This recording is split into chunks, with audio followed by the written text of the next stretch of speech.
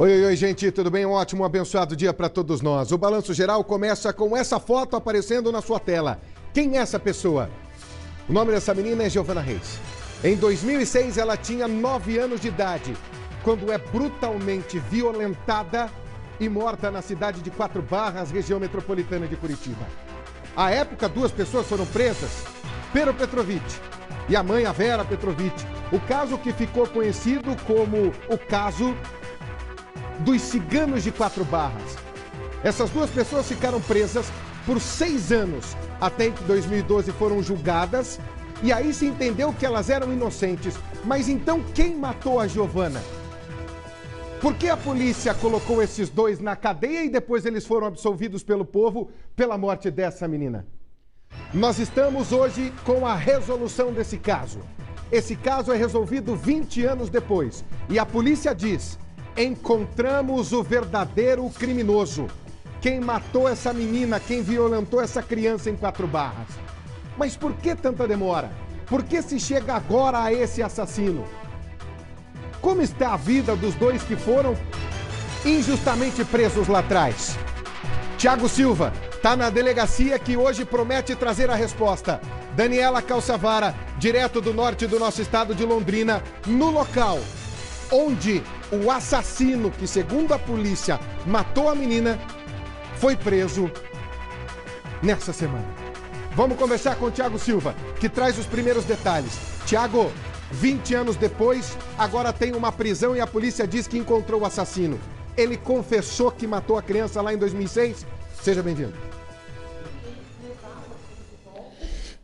Oi, Riva, bom dia para você, bom dia para quem está acompanhando o nosso Balanço Geral. Nós estamos aqui no Departamento da Polícia Civil do Paraná. Eu estou com a delegada Camila Seconello, que vai atender ao vivo o nosso Balanço Geral, que vai esclarecer ao público do Balanço Geral o que aconteceu com a Giovana Reis Costa. Essa menina que foi morta, sim, Riva, lá em 2006. O corpo dela foi encontrado numa área de mata na Estrada da Graciosa. A polícia chega ao Martoni, o empresário, dono de uma pastelaria em Londrina, como o assassino, como o homem que matou a Giovana Reis Costa. Não há dúvidas da participação dele no crime, delegada. Bom dia. Bom dia. Sim, nós reabrimos esse caso recentemente, sobrevieram novas provas. No ano passado, nós fomos procurados por 2 mulheres que relataram algumas novas circunstâncias, e com base nesses relatos que elas passaram aqui para a nossa equipe, isso foi enviado ao Poder Judiciário e o Poder Judiciário entendeu pelo desarquivamento do inquérito e a continuidade das diligências. Ele fala que ele começa a estuprar a enteada e diz para essa menina: eu já fiz mal para uma Giovana. Coincidentemente, o nome dessa menina também é Giovana, e ele falou: eu posso fazer o mesmo mal para ela que eu fiz para você. Essa menina, então, faz uma busca, descobre que a Giovana foi morta aqui em Quatro Barras, que o enteado passou por aqui e avisa a polícia. Exatamente. Essa menina sofreu abusos por muitos anos, dos 9 aos 12 anos, e ela relata que quando ela era abusada, violentada e dizia que iria contar para a mãe, para a família o que estava acontecendo, o Martoni dizia: ninguém vai acreditar em você, eu já fiz muito mal para uma Giovana, eu já matei uma Giovana e você vai ser a segunda. Ela relata que naquela época era uma criança, não sabia se essa Giovana realmente existia ou do que se tratava, mas ele usava isso como uma forma de impedir que ela contasse os fatos para os familiares. Conversamos também com a mãe dela. A mãe dela disse que ao perceber esses comportamentos estranhos do Martoni, chegou a confrontá-lo na época e ele teria confessado o crime e teria dito que se naquela época ninguém havia prendido ele, não haveria ninguém para ajudar essas mulheres e ninguém acreditaria nelas. Doutora, na época existiam indícios da participação do Martoni no crime. Ele era vizinho, a polícia encontrou manchas no colchão da casa dele, ali. A polícia descobriu que depois disso ele fugiu, porque na época o Martoni não foi preso, já que existia muitos fios que amarraram a Giovana de alta tensão, foram encontrados também na casa do Martoni. Por que na época o Martoni não foi preso, delegado? Na época, o que tínhamos de indícios era que na residência ali do Martoni, quando os policiais chegaram, encontraram um colchão com uma mancha aparentemente de urina e foram encontradas as vestes da Giovana, a calcinha com manchas de urina também, né? Então seria possível fazer um confronto ali genético. Porém, na época, os policiais solicitaram que não fosse mexido no colchão nem lavado a casa, na casa do Martônio, porque já iriam retornar com a perícia. Ao retornar com a perícia, a então companheira do Martônio teria destruído já o colchão e lavado toda a casa com alvejante, o que impossibilitou, né, esse confronto pericial, mas é um grande indício, né, de que ele poderia estar envolvido. Além disso, na época, foi apreendido um fio, que ele amarrava o cachorro, que estava na residência da casa, e esse fio foi mandado para a perícia detectou que o fio encontrado na casa do Martônio tinha o mesmo nome, o mesmo tipo, a mesma marca, mesmo tipo, mesma bitola e mesma dimensão do fio que foi localizado no corpo dela. Por que o Martônio mata a Giovana? Segundo ele teria confessado para uma dessas companheiras, ele teria matado ela porque ele teria traído ela, ela teria oferecido rifa. E no momento que ela ofereceu o rifa, ele teria dito que era para ela ir até dentro da casa dele, porque ele só tinha dinheiro dentro de casa. Ela teria entrado na casa, segundo o relato dessa ex-companheira, ela teria entrado na casa, nisso ele começou a sufocar ela, desmaiou ela, cometeu a violência sexual e depois ele teria se dado conta do que tinha feito e que poderia ser reconhecido por essa menina. Então ele resolve matar e ocultar o corpo. Aí ele pega, Rivaroli, ele pega as vestimentas da Giovana Reis Costa, a roupa que ela sai de casa para vender a rifa, ele vai até atrás da casa do Pero Pietrovitch e da Vera Pietrovitch, ciganos que moravam em Quatro Barras, que ficaram presos 5 anos por um crime que não cometeram, e ele joga uma sacola de roupas atrás dessa casa, o que induz a polícia na época a achar que os ciganos tinham participação nesse crime, doutora? Sim, segundo o relato dessa testemunha, ele fala que ele coloca as roupas nesse outro lugar para incriminar terceiros e ele não ser culpabilizado pelo ato dele. Ele confessa para a polícia, o que vocês têm nesse momento é a confissão por parte dos familiares, por parte das pessoas que se relacionavam com ele? Além dessa confissão por parte das pessoas que se relacionavam, nós temos outras mulheres com quem ele se relacionou depois, que relatam que ele abusava das filhas e relatam que a companheira dele na época teria telefonado para essas mulheres e teria dito: você sabe com quem você está? Porque ele fez eu queimar o colchão, ele fez eu esconder as provas, eu acho que ele matou a Giovana. Então nós temos outras mulheres além dessas relatando esse tipo de situação e uma confissão por parte da esposa dele. Além disso, né, aliado ao fio encontrado, aliado à destruição das provas, na época foi localizado uma sacola de um determinado mercado contendo as roupas da Giovana e uma calcinha suja de urina. Esse mercado ele fica distante 6, 7 quilômetros do local dos fatos, da casa dos ciganos, da casa do Martônio. Porém, com Pulsão dos Autos, nós vimos que o ex-marido da companheira da época do Martônio residia muito perto desse mercado. E em declarações, esse homem fala que ele pegava o filho, que eles tinham em comum, cada 15 dias ou no final de semana, e depois levava de volta para a casa da ex-mulher e do Martônio, e que ele mandava o filho de volta com roupas sujas e alimentos em sacolas desse mercado específico em que foram localizadas as roupas da Giovana. Delegado, eu sei que a senhora não tem culpa. A senhora entrou na polícia depois desse caso. O caso aconteceu em 2006, mas a gente acompanhou aqui, na época, pela Record, pela RIC Record, eu acompanhei esse caso. A morte da Giovana Reis Costa. A gente viu que o Pero e a Vera, os ciganos, eles foram crucificados por um crime que não cometeram, viraram capa dos jornais aqui de Curitiba, os monstros estão presos, foram 5 anos atrás das grades, depois foram inocentados pelo tribunal do júri. A polícia não descansou enquanto prendeu o verdadeiro autor desse crime. Acredito que pro Pero e para Vera, chegando agora o real assassino, é um alívio para eles e até para a polícia também, delegado? Sim, é um compromisso da polícia, né? A partir do momento em que houve essa absolvição, o inquérito foi arquivado, isso não significou que a polícia parou de trabalhar. Nós temos esse compromisso de continuar investigando os casos, mesmo antigos, mesmo os casos que já aconteceram há muitos anos. E um crime como esse é muito complicado, né? Muita dor da família, dos amigos. Então a gente consegue hoje, claro, muitos anos depois, 20 anos depois, mas com a continuidade do trabalho, é entregar uma resposta e dar um pouco de alívio ao sofrimento desses pais e acabar com essa impunidade, né? Já que esse homem, enquanto esteve solto, cometeu diversos crimes e violências sexuais contra as mulheres. Doutora, eu vou pedir a gentileza, se a senhora puder ficar mais 5 minutos com a gente aqui no Balanço Geral. Exatamente. Eu vou a Londrina, onde o autor foi preso, e a gente já volta aqui com a delegada. Exatamente, Tiago, porque aqui tem uma pergunta que precisa ser respondida. A mulher que queimou as provas lá à época, ela também vai ser chamada nessa responsabilidade? Segura que eu já venho com você aqui, coloca a Daniela Calçavara para mim, porque o Martônio foi preso em Londrina, no norte do nosso estado. Veja quantos anos depois e agora ele tinha até uma pastelaria. Dani Calçavara, seja bem-vindo ao nosso Balanço Geral, um caso de repercussão. Esse homem está preso agora. Como foi a prisão dele aí no norte do estado, Dani?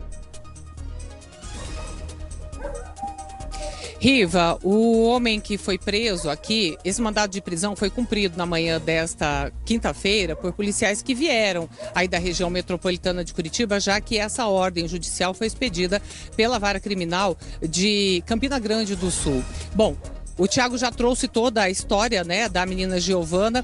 E por que a gente está aqui? Além de ser o local, né, onde consta esse mandado de prisão, também foram feitas buscas aqui dentro, né? Então foram cumpridos os 2 mandados de prisão contra o Martônio e um de busca e apreensão. De acordo com o relatório repassado pela Polícia Civil, o celular particular dele estaria escondido no telhado. Outros 5 aparelhos celulares foram apreendidos, juntamente com câmeras fotográficas digitais, pendrive, tablet, um vasto material eletrônico e também objetos de cunho sexual que estariam guardados numa maleta. Essa não é a primeira vez que Martônio é preso. Em 2018, ele foi preso porque teria colocado no banheiro aqui da pastelaria, que tocava ali com a esposa, né, com a companheira da época, ele teria colocado uma câmera ali escondido numa saboneteira e filmava as funcionárias no momento em que elas chegavam para se trocar, no começo e no final do expediente, inclusive funcionárias menores de idade. Na época, Riva, o marido de uma das funcionárias, né, que havia sido gravada e por essa câmera que estava escondida, ele chegou a disparar tiros aqui na frente da pastelaria. Martônio foi preso e aí tem uma outra situação que ele teria tentado beijar uma menina à força na frente de uma escola em Curitiba, né? São situações graves, mas nada tão grave quanto a morte, né, da menina Giovana depois de ter sido violentada por ele. Então é um caso que realmente demorou muito tempo, né? 20 anos aí se passaram, mas agora esse suspeito, que é apontado aí como o principal suspeito, né, desse crime, foi preso aqui em Londrina e deve ser levado aí para a região de Curitiba. Riva. A gente tem informação de quanto tempo ele estava morando aí em Londrina? Essa apuração vai acontecendo, nós estamos também trabalhando nessa apuração, porque o crime aqui em 2006. 2018 você já relatou, tem uma prisão dele em Londrina, tem o caso dele com a criança aqui também em Curitiba. Então nós já estamos falando que esse homem está em Londrina há pelo menos 8 anos.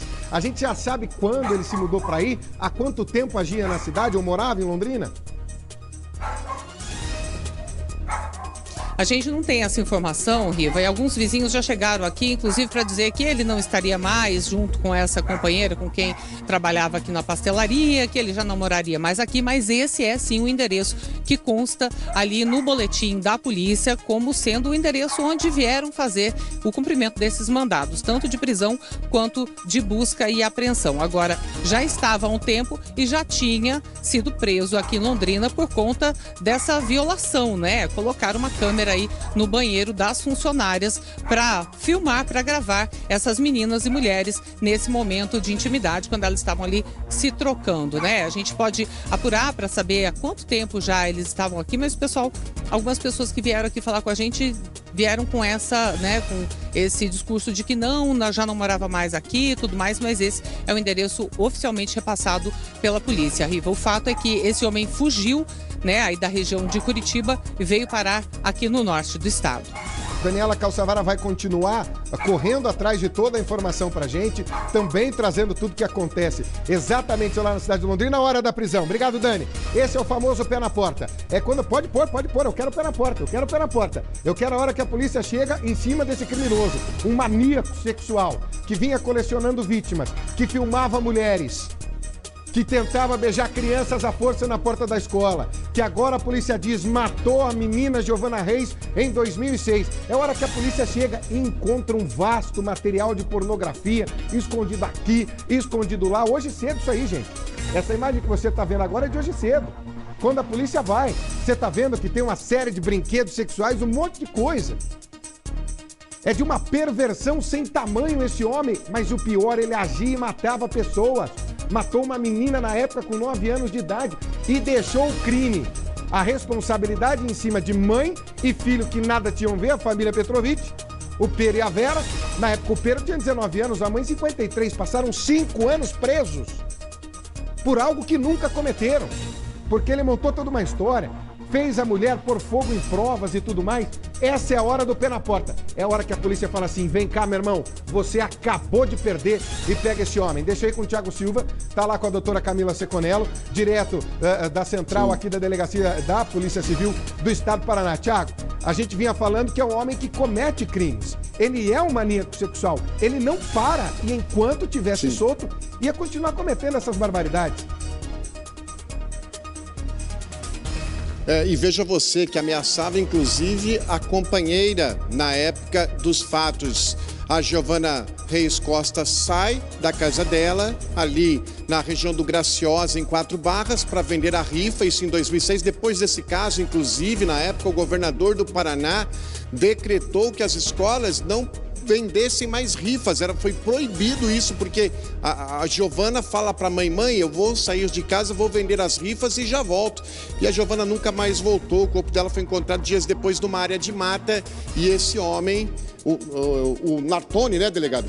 Martoni, ele acaba cometendo esse crime bárbaro. A polícia, induzida aí numa investigação talvez precipitada na época, coloca 2 pessoas que não tinham nada a ver com a história, com o Pero e com a Vera. Inclusive o Pero e a Vera sofreram ameaças, tiveram a casa invadida, saíram aqui do Paraná, fugiram para o estado de São Paulo, foram presos lá em Bragança Paulista, depois de serem denunciados. O avião do governo do estado na época foi requisitado, trouxe o Pero e a Vera para cá. Eles foram apresentados no hangar ali do aeroporto Bacaxiri. Eu me lembro bem, quando o Pero desce da aeronave, ele passa, ele muito preocupado, ele fala, eu quero saber se eu posso ficar na cela com a minha mãe. Existia uma preocupação por parte dele em relação a isso, porque um crime como esse, de cunho sexual, com a morte de uma criança, isso coloca toda uma massa carcerária revoltada. Corriam um risco de morrer na prisão, foram a julgamento, depois de 5 anos presos, eles são inocentados. O promotor, na época, até me parece, Rivaroli, que nem ofereceu a denúncia. Vai a júri, mas o promotor ali entende que não existe a materialidade do Pero e da Vera na morte da Giovana Reis Costa. Delegado, o Rivaroli perguntou agora há pouco, essa mulher que queimou o colchão, que lavou a casa, que escondeu as provas, ela pode vir a ser julgada também? Pode sim, pode ser, pela fraude processual, pela ocultação do cadáver. Nós temos mais uns 10 dias aqui para concluir o inquérito, acreditamos que nos próximos 10 dias já vai estar concluído. A prisão dele foi decretada, mas ainda vamos ouvir outras testemunhas, conversar com essa mulher. Não sabemos se ela fez tudo isso porque foi ameaçada, porque estava sendo manipulada. Ela vai ter oportunidade de dar a versão dela a respeito dos fatos e, dependendo da versão, a polícia vai concluir. A gente mostrou lá em Londrina agora, o local onde ele foi preso. Ele vem para Curitiba, ele já está em Curitiba, ele vem para cá, ele fica lá? A princípio não, ele já foi interrogado, ele se manteve em silêncio, não quis falar sobre os fatos. A princípio ele fica preso lá em Londrina, detido lá. Fala um pouquinho mais do perfil desse homem. Ele é um abusador, ele tinha mandado de prisão expedido pela justiça? Sim, segundo todas as investigações, ele tem um histórico grande de crimes de violência sexual, importunação sexual. Já foi preso em 2018, responde a um processo pela violência que cometeu contra as enteadas. E nós temos também várias declarações de mulheres dizendo que os filhos e filhas, crianças, foram abusadas por ele. Porém, essas pessoas ainda não vieram a delegacia ou não se sentiram confortáveis em denunciar. E é muito importante que com a prisão dele, essas pessoas denunciem, né? Denunciem o que ele fez e acabe deixando ele preso por mais tempo, porque é um homem que, desde aquela época, vem cometendo uma série de comportamentos sexuais desviantes. Me parece que quando ele comete o crime da Giovana e não acontece nada, ele sai liso, né? Sai livre dessa história, ele começa a abrir um leque de crimes com a sensação da impunidade mesmo. Exatamente. Segundo as testemunhas, ele chega a relatar, né, que ninguém vai dar valor e voz a essas mulheres porque ele já não tinha sido preso lá em 2006 e que não era agora que alguém ia dar voz ou valor porque essas mulheres estavam relatando ou passando. Delegada, a senhora comentou com a gente aqui, né, que a Giovana, o laudo da perícia, eu sei que é difícil a gente tocar nesse assunto, mas é preciso esclarecer, ela apresentava lesões nas partes íntimas e a polícia encontrou hoje na casa dele material, né, sexual. E isso é um indício também, pelo que o laudo apontou ali, de que houve uma violência extrema praticada contra essa menina? Sim, o laudo indica pela forma como o corpo estava, como a área íntima dela estava, é que houve introdução de objetos, né, no corpo da menina. E nós localizamos vários objetos, né, sexuais na casa dele. E também os relatos das pessoas que foram vítimas dele de crimes de estupro relatam que ele usava esse tipo de objeto para cometer o crime. Também a gente vê outras evidências, como por exemplo, uma dessas testemunhas relatar que ele praticava desmaios e sufocação com ela, o que acaba também batendo com o que o laudo diz, né, que a Giovana foi morta por asfixia. Delegada, existe alguma possibilidade da prescrição do crime, não? Existia, o crime iria prescrever, são 20 anos, iria prescrever agora, dia 12 de abril. Aí, ó, tô falando. Diante disso, agora, né, não tem como escapar de um tribunal do júri. Isso, interrompe-se a prescrição agora, né? E a gente acredita que, como o Poder Judiciário e o Ministério Público decidir, mas que ele vai ser levado a júri e ali ele vai ser julgado pelos jurados que vão decidir se ele é culpado e qual é a pena que ele merece. Qual que é a sensação depois da conclusão do inquérito como esse, delegado? É uma sensação que a gente conseguiu dar uma resposta para a família. Exato. Que a gente conseguiu acabar com essa impunidade, porque esse homem estava impune há muito tempo. Então, uma sensação de que a gente conseguiu dar uma resposta, acabar com a impunidade, trazer um pouco de tranquilidade para a família dessa vítima e, principalmente, também evitar que ele continue solto, cometendo novos crimes e fazendo novas vítimas. Eu estou com a delegada Camila Seconello, está com a gente, gentilmente atendendo aqui o nosso Balanço Geral. A gente vê o desempenho da polícia em poder esclarecer esse caso, quando brilha o olho da delegada em falar que o assassino está preso. Você tem uma colocação, mais alguma dúvida aqui com a doutora Camila Rivaroli? Tiago, eu tô falando aqui desde o começo dessa história. Tô falando, gente, esse crime ia prescrever, gente. O crime ia prescrever, ia chegar a 20 anos agora, dia 12 de abril. Que foi a data da morte da menina em 2006. Se a polícia, a doutora Camila Seconello, se não é uma delegada fuçadora que vai atrás e que não desiste como a senhora, doutora, nós íamos ter um estuprador, um assassino de criança impune daqui a 30 dias, doutora.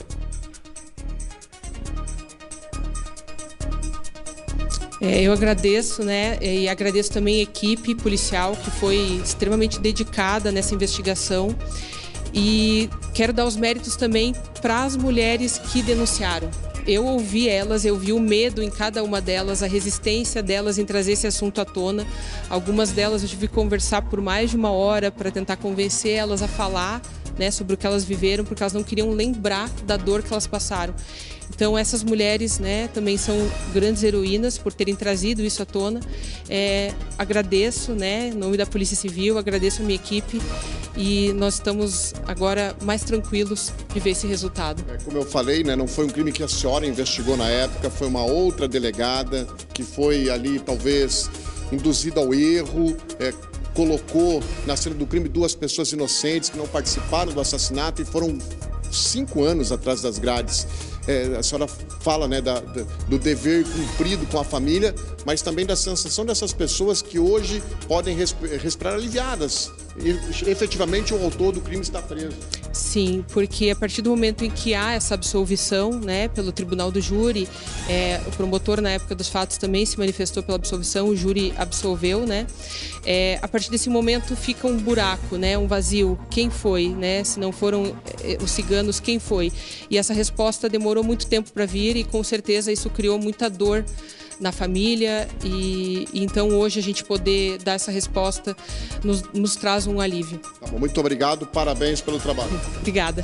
Essa é a doutora Camila Seconello, gentilmente atendendo a gente aqui, dando detalhes e informações de uma investigação tão importante e que o real assassino agora, o Martoni, ele está preso e, se Deus quiser, nunca mais vai sair da prisão. Rivaroli. Tiago Silva, você continua com a doutora Camila Seconello, porque é o seguinte, pede passagem para mim agora, já fechou o sinal.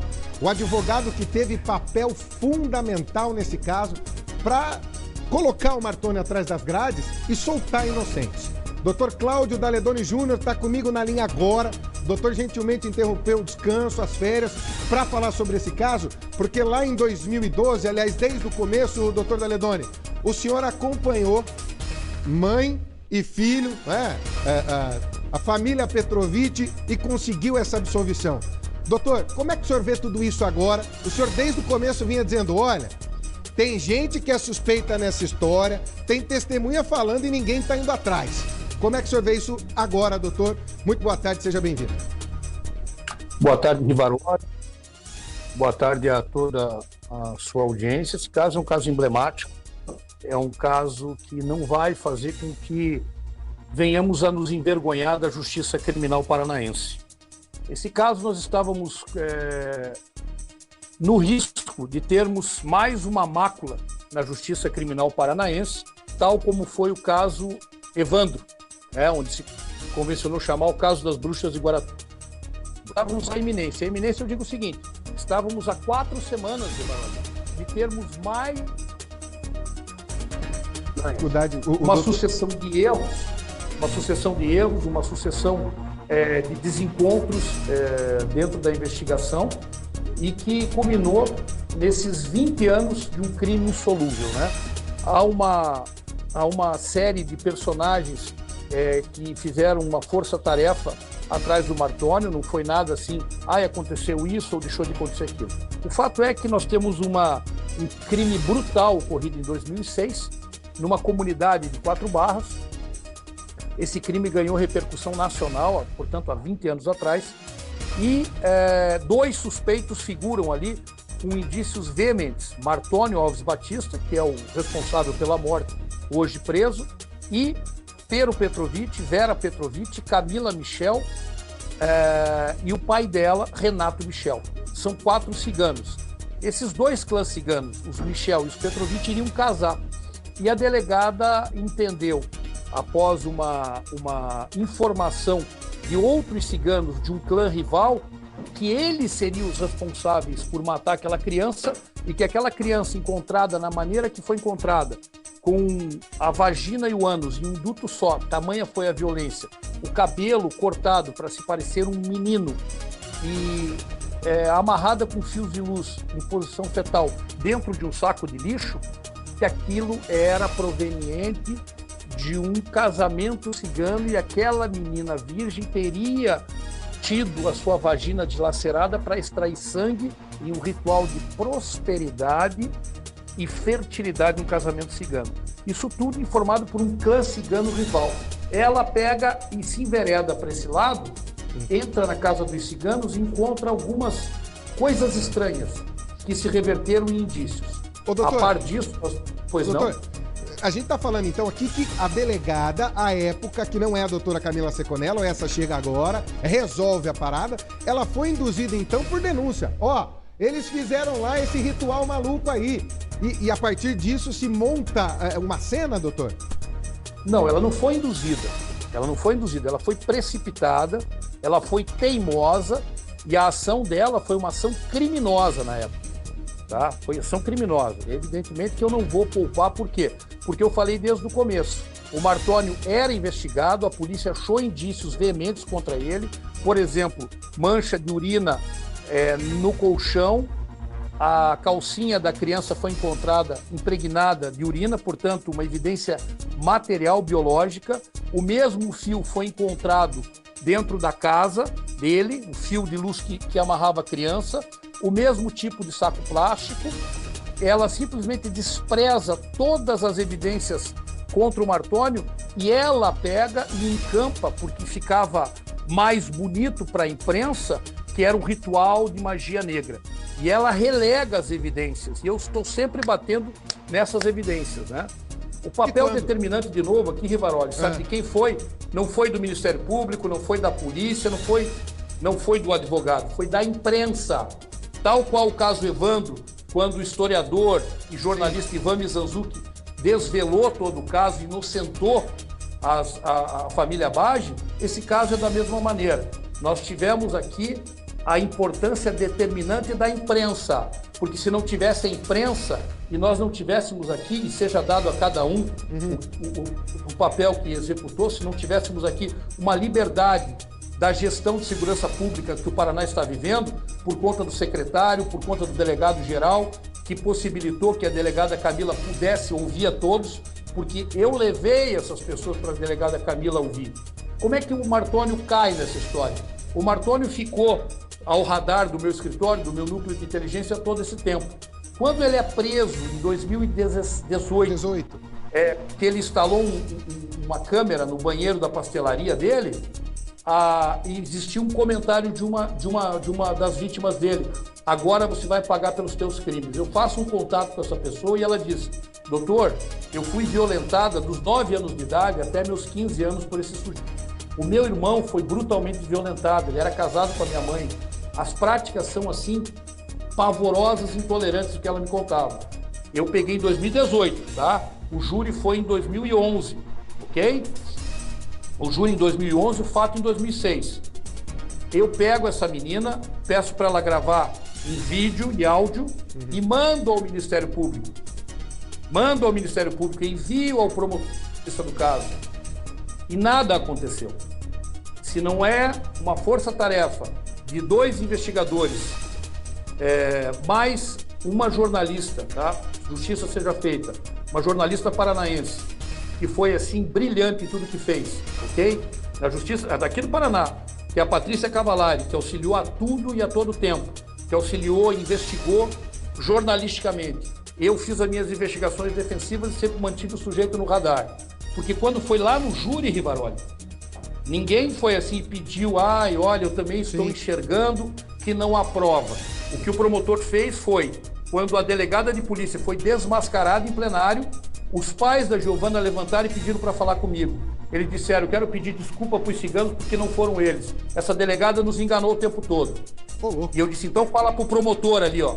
Elas vão, falam com o promotor e eu aviso a imprensa faz. Eles falaram assim: quem matou a minha filha foi o Martônio, os ciganos são inocentes. Aí o promotor pegou e disse: opa, realmente, eu estou assistindo a toda essa instrução. Foram 3 dias de julgamento, porque eu fiz um júri. Eu não fiz um júri por jurados, eu fiz um júri por um promotor de justiça, para ele entender que efetivamente não havia prova nenhuma da autoria dele. Tá? Doutor, então, essa testemunha nova, essa testemunha que o senhor vem dizendo, olha, desde o começo ela está me dizendo, ela entra em 2018 e diz: escuta, eu era violentada por ele. E ele dizia que se eu falasse, ele ia fazer o mesmo que fez com a Giovana. É mais ou menos esse o caminho, doutor? Como é que foi? É mais do que isso. Ele dizia, ela contava. E eu tenho autorização porque eu virei o advogado dela. Sim. Eu peguei, propus uma ação criminal e ele responde por estupro. Ele responde por 2 estupros, por isso. Ele afogava, asfixiava essa criança e ela desmaiava. E ele, às gargalhadas, dizia: eu matei a Giovana desse jeito, asfixiando. E eu mato você se você falar alguma coisa para alguém. Eu te mato. Assim como ameaçava as outras mulheres. Porque esse sujeito, Rivaroli, ele é um predador sexual. Sim. Ele frequentava ambientes de congregações evangélicas e detectava mães fragilizadas, senhoras que tinham separado, que estavam na viuvez, que não tinham marido e que tinham crianças menores. Ele ia na igreja escolher vítimas, doutor, é isso? Ele ia eleger e estuprava as crianças. Meu Deus. Rivaroli, você tem ideia da saga monstruosa desse sujeito? ele filmava relações sexuais com a mãe dessa vítima, que é a minha cliente, que é a Giovana, que é a testemunha que desvelou tudo e contou. Ele filmava relações sexuais com a mãe dela e obrigava ela a assistir aquilo enquanto estuprava a menina. Meu Deus. Sabe? O cara é um monstro. É assim, ele é um monstro, ele é um predador, ele fez mais vítimas, Rivaroli. Existem mais vítimas, por isso que é importante mostrar o rosto desse monstro para que as vítimas que esse sujeito estuprou venham, tenham coragem, podem me procurar, se quiser deixar o meu telefone, assim como essa vítima me procurando, eles tinham fugido lá para Tubarão, lá para o extremo sul de Santa Catarina, para fugir dele. Então, pode ter vítima em Santa Catarina, vítimas em Londrina, a gente já sabe que tem. Doutor, o senhor está avisando desde 2011. Está errada essa investigação. Está errada. Por que a polícia foi tão teimosa em não te ouvir, doutor? Obrigado pela pergunta, Rivaroli. Não é desde 2011, desde 2006 que eu estou falando. Quem matou a Giovana vai continuar matando. Não são eles. Nós tínhamos um secretário de segurança à época, tá? Que era um sujeito absolutamente equivocado, tá? E ele queria resolver casos, ele vivia um filme, né? Ele vivia um seriado, ele dizia caso resolvido, caso... E não só esse, mas tinha um outro caso do litoral que ele cometeu os mesmos absurdos. E esse secretário de segurança empolgava alguns delegados que achavam que as luzes da ribalta, que aquilo tudo empolgava. Porque, veja, Rivaroli, a delegada ela optou por essa versão que ganhou, assim, as manchetes, e nós vivíamos uma época ainda, um resto daquela fase de pânico satânico. Tudo que a polícia não conseguia entender, colocava na conta do sobrenatural. E o caso Giovana, como se convencionou chamar, era um resquício. Então, ela pegava, e daí alguns vão dizer, não, porque isso aí foi culpa da imprensa. Isso não foi culpa da imprensa. A imprensa se abastece de notas e de fontes oficiais. E essas fontes oficiais empolgavam a imprensa. Tá entendendo? Como é que foi a prisão dos seus clientes, da família Petrovic? Porque eles ficaram 5 anos presos. E a gente sabe que a massa carcerária não tolera quem comete crimes sexuais. Como é que foi pro Pero? Como é que foi pra Vera? Porque eles passam até serem julgados o pão que o diabo amassou, acredito eu, doutor. Se fosse o pão que o diabo amassou, estava luxuoso para eles. O Pero foi brutalmente espancado e ele foi violentado na cadeia. Olha que coisa bonita. Olha que essa delegada vai ter que carregar o resto da vida. Me desculpe a indignação, Rivaroli. Me desculpe a indignação. Eu sou o retrato da voz do povo. Eu não tenho que ficar aqui escolhendo frase bonita. Ele foi brutalmente violentado. Brutalmente violentado. Ficou 5 anos preso. Então passou isso por juiz, por desembargadores, por ministros do STJ, por ministros do STF, que tinham em mente que eles eram bruxos, que existia ritual de magia negra e que esses homens mereciam a morte. Rivaroli, a primeira audiência, tá? Ainda no ano de 2007, eles foram soltos, eles foram tirados da viatura e tiveram que andar quase uma quadra. A população queria linchá-los. Eu me coloquei na frente, eu disse, vão ter que me matar junto. Tem fotografia disso, Rivaroli. Eu peguei, coloquei os dois, um em cada braço aqui, a Vera Petrovic e o Pero Petrovic, disse, se vocês lincharem os ciganos, vão ter que me matar junto. Vão ter que me matar junto. E eu enfrentei a tudo e a todos, ao tempo todo, e investiguei esse sujeito. E eu já falava o nome dele. Não é que existe uma pessoa. Eu disse, quem cometeu esse homicídio foi Martônio Alves Batista. Ele é um pedófilo, está... Nós estamos lá. Então, estabeleci conexões de outros crimes que tinham a mesma assinatura. Por exemplo, a menina com o cabelinho cortado para se parecer um menino. E eu fui investigando esse sujeito. E à época, esse secretário de Segurança Pública, ele fazia que os delegados eles eram proibidos de trocar qualquer tipo de informação comigo. Porque isso existe com a imprensa, existe com a polícia, existe com o Ministério Público. Nós somos parte do mesmo sistema de justiça. E eu incluo, inclusive, a imprensa nisso. Claro. Porque a imprensa tem um papel determinante de investigação. A qualidade da investigação jornalística é muito alta. Doutor, nós não podemos desprezar isso. Oi. Doutor, o senhor acaba de me dizer uma coisa. Todo criminoso sexual, o senhor muito bem na sua experiência sabe disso, ele deixa uma marca nas vítimas. É como um carimbo, é como um jogo de perseguição. Ele deixa a marca no intuito de fazer essa correria atrás dele. A marca que esse Martônio deixava era cortar o cabelo das vítimas para parecerem meninos. é uma assinatura do crime. Assinatura do crime. Eu venho de uma experiência do caso dos emasculados de Altamira. Não sei se você já ouviu falar, sim, sim. São 41 crianças mortas e emasculadas, que é o corte do órgão genital masculino, né? O corte da bolsa escrotal e do pênis das crianças. E isso é a assinatura do crime. Eu fiz a defesa daquilo que se convencionou chamar à época da última bruxa das Américas, a Valentina de Andrade. E eu ganhei uma expertise investigando esse caso, porque o advogado criminalista, o tribuno do júri, mais do que fazer uma defesa, ele tem que dizer, olha, não foi essa pessoa, e principalmente aqueles que têm boa técnica. Tudo indica que foi isso aqui, foi fulano. A realidade é essa. Então, eu tive uma expertise, porque lá eu consegui colaborar para chegarmos ao Francisco das Chagas, que foi o maior matador em série do Brasil. Ele matou 41 crianças em 2 décadas de saga criminosa. E existiu uma assinatura nesse crime, e eu fiz esse júri em 2003 e consegui absolver a Valentina, e mais do que isso, indicar quem matou. E esse caso da Giovana, o que me chamava a atenção, e eu sempre sustentei que é uma assinatura do crime, é o cabelo cortado, para se parecerem meninos, tá? Doutor, menino. Só me dá um minutinho aqui, o senhor continua comigo na linha, porque o Martônio foi preso em 2018, como o senhor falou. O balanço geral, por importunação sexual, a época das câmeras, que ele filmava lá dentro da pastelaria. O balanço geral, a época, estava lá nessa prisão e ele conversou com a gente de costas nessa hora. Vamos ver o que ele fala? Põe no ar, vamos ver. E visto que nesses 13 dias que eu fiquei detido, vou dizer assim, pensando, refletindo no porquê desses acontecidos, dessas denúncias, eu só vejo uma hipótese, que seria um complô,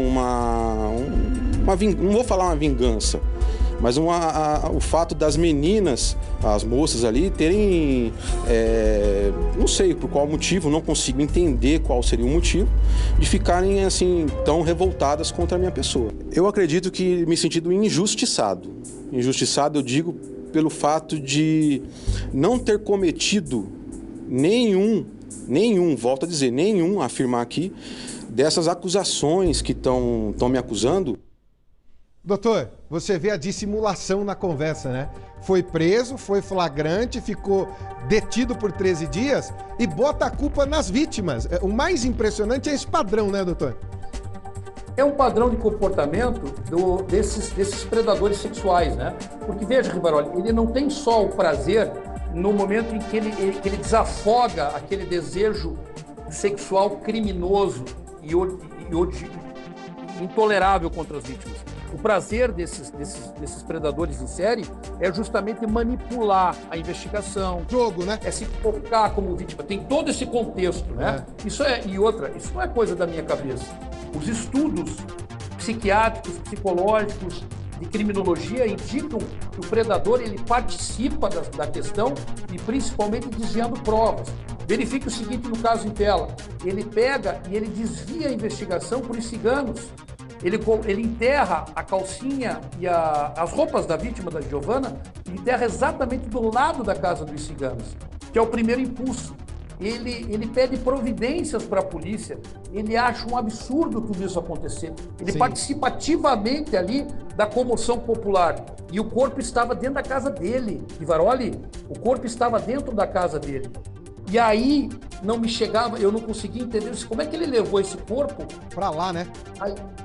E consegue com toda aquela comoção, né?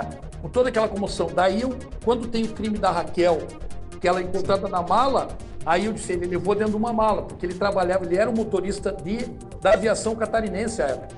Ele era motorista de ônibus interestadual, ele usava a rodoviária, ele conhecia a rodoviária e ele levou esse corpo na mala. Eu achava até que esse corpo tivesse ficado dentro de uma mala e viajado com ele. E voltado, né? E voltado, né? Mas não, as investigações dão conta de que ficou numa edícula, num paiolzinho atrás da casa. E daí vem a figura da Olinda, que é muito importante, se você me permitir, Rivaroli. Sim. Olinda era a esposa dele na época. Eu quero só dar um recado para a Olinda que está nos ouvindo. Olinda, você tem a possibilidade de colaborar com a justiça. Eu sou advogado agora, pasme, eu quero também falar sobre isso. Eu sou advogado do pai e da mãe da Giovana. Tá? Eu fui contratado para eles para servir nos interesses acusatórios contra o Martoni. Eu não vou largar esse caso. Estou há 20 anos e eu fico mais 20. Agora que eu vou condenar esse sujeito, eu vou, Rivaroli. Chega. Não vai mais matar e não vai mais estuprar ninguém. E com certeza dentro da cadeia ele está nos vendo. E assim, eu quero fazer um apelo para a Olinda. Olinda, você se esquivou esse tempo todo. Você participou ativamente da fraude processual. Vocês esconderam o colchão, você escondeu provas.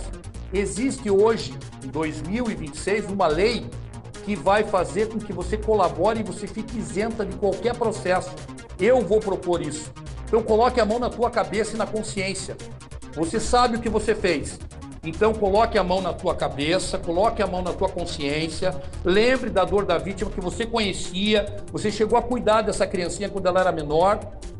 Então você coloca a mão na tua cabeça e quando você for intimada pela delegada de polícia, a senhora colabore, porque a sua colaboração lhe isentará de pena e a senhora vai estar de acordo e vai estar pagando o drama da sua consciência, porque a senhora chegou num ônibus coletivo e falou para a mãe da vítima, não foram os ciganos, isso é uma grande injustiça contra os ciganos.